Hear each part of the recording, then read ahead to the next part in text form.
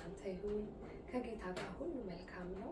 ዛሬም በልቤ የሞላውን በልቤ ያለውን የማስበውን ሁልጊዜ የማሰላስለውን ይህንን እግዚአብሔርን ቃል በፊታችሁ ይዤ መጥቻለሁኝ። ምክንያቱም ሰው በልቡ እንዳሰበ እንደዛው ነው ይላል የእግዚአብሔር ቃል። ስለዚህ ሰው በልቡ የፈለገውን ሐሳብ ያስባል። ስለዚህ እኔም በልቤ የሞላውን በልቤ የማስበውን የማሰላስለውን የጠቀመኝን ይህንን የእግዚአብሔር ቃል እውነት የሆነውን የህይወት መንገድ የሆነውን በውስጤም ፍሬ ሲያፈራ ያየሁትን ይህንን የእግዚአብሔርን ቃል በፊታችሁ ለመነጋገር ይዤ መጥቻለሁ ማለት ነው።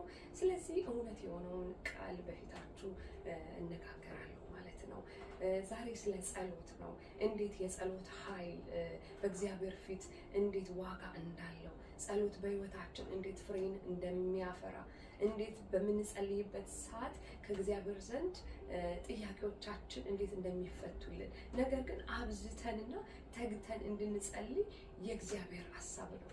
አምላካችንን አባታችንን የምንነጋገርበት የምንጠይቅበት ጥያቄዎቻችን የሚመለስበት ስፍራ ነው ማለት ነው። ስለዚህ የፈጠረንን የሰራንን አምላካችንን መጠየቅ አለብን ማለት ነው። በጸሎት አባ ማለት አለብን ማለት ነው። ዛሬ ጥያቄዎቼ እንዲፈቱ ፈልጋለሁ፣ አንተን አመሰግናለሁ፣ ለጸሎቴ መልስን አገኛለሁ ብለን ተግተን በምንጸልይበት ሰዓት ጸሎታችን መልስን ያገኛል። ማቴዎስ ወንጌል ምዕራፍ 26 ቁጥር 36 ላይ የእግዚአብሔር ቃል ምን ይላል?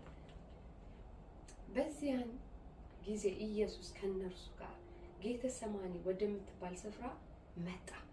ደቀ መዛሙርቱንም ወዲያ ሄጄ ስጸልይ ሳለ በዚህ ተቀመጡ አላቸው። ጴጥሮስንም ሁለቱንም የዘብዴዎስ ልጆች ወስዶ ሊያዝን ሊተክዝም ጀመረ።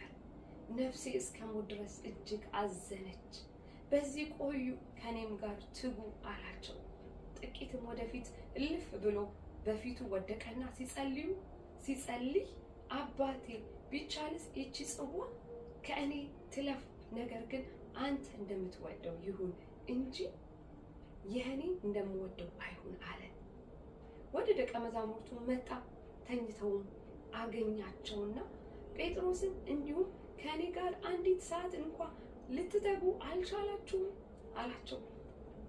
ኢየሱስ ክርስቶስ በዛ ሰዓት በጌተሰማኒ ጸሎት ስፍራ ደቀ መዛሙርቱን ይዟቸው ሄዶ ነበረ። ስለዚህ በዛ ሰዓት እንደ ሰው በሚመላለስበት ሰዓት ኢየሱስ ክርስቶስ በጣም ተጨንቆ ነበረ። ምክንያቱም ተላልፎ ሊሰጥ ነው፣ ሊሞት ነው። ስለዚህ አባቱን መጠየቅ አለበት። በጣም ተግዟል፣ በጣም ተጨንቋል። ሞት ነው ከፊቱ ያለው። ስለዚህ እነ ጴጥሮስን ከኔ ጋር ትጉ አላቸው። እርሱም ከነርሱ ፈቀቅ ብሎ ለአንድ ሰዓት ያክል አባት ሆይ ይቺ ጽዋ ብትወድስ ከኔ ትለፍ፣ ያንተ ፍቃድ እንጂ የኔ ፍቃድ አይሁን እያለ አባቱን ይጠይቅ ነበረ። ለአንድ ሰዓት ያክል በጸሎት ከአባቱ ጋር ይነጋገር ነበረ። እርሱም ጸልዮ ወደ ደቀ መዛሙርቱ በሚመለስበት ሰዓት እነ ጴጥሮስ ተኝተው አገኛቸው። ለአንድ ሰዓት ያክል እንኳን ከኔ ጋር ልትተጉ አልቻላችሁም አላቸው።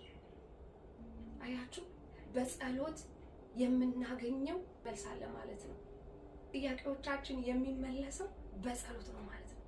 ለአንድ ሰዓት ያክል ልትተጉ ከፊታችሁ ያለውን መከራ የምታሸንፉበት ጸሎት ነው። ስለዚህ እግዚአብሔርም እንድንተጋ ዛሬ ይፈልጋል። እግዚአብሔር ፊት አንድ ሰዓት ያክል እንኳን በፊቱ ልንሆን ያስፈልጋል ማለት ነው።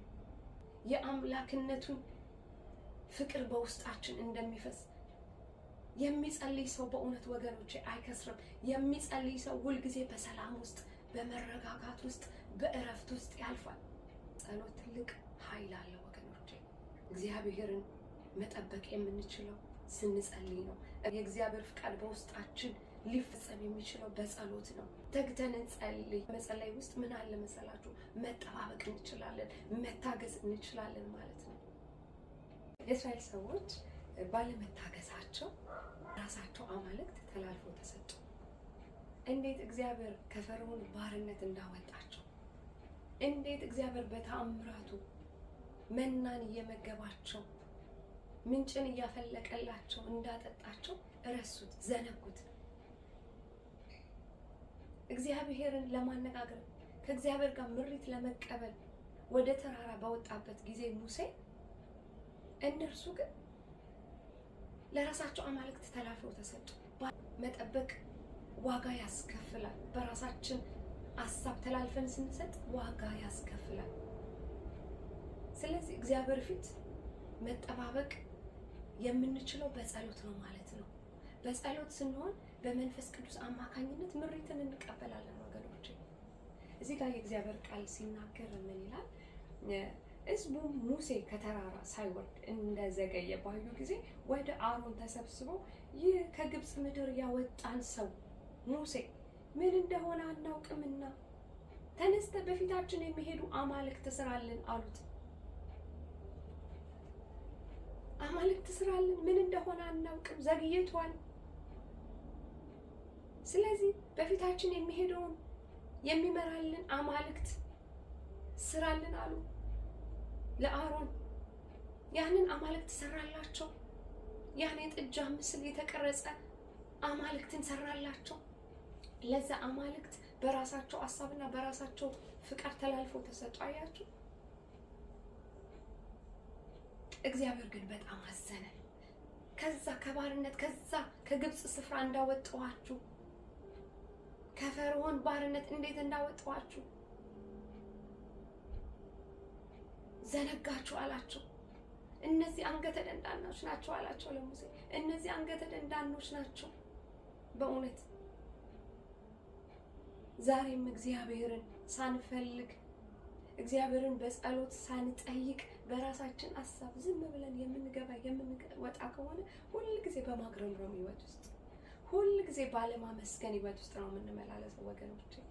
ለዚህ ነው እግዚአብሔር ፊት በምንወድቅበት እግዚአብሔርን በምንፈልግበት ሰዓት አምላካችንን በምንጠይቅበት ሰዓት እግዚአብሔር ምሪትን ይሰጠናል ወገኖች። በእውነት እግዚአብሔር የሚሰማ አምላክ ነው። እግዚአብሔር የሚያይ አምላክ ነው። ሁሉን የፈጠረ ጌታ ነው። ምድር ሁሉ የእርሱ ነው ወገኖቼ።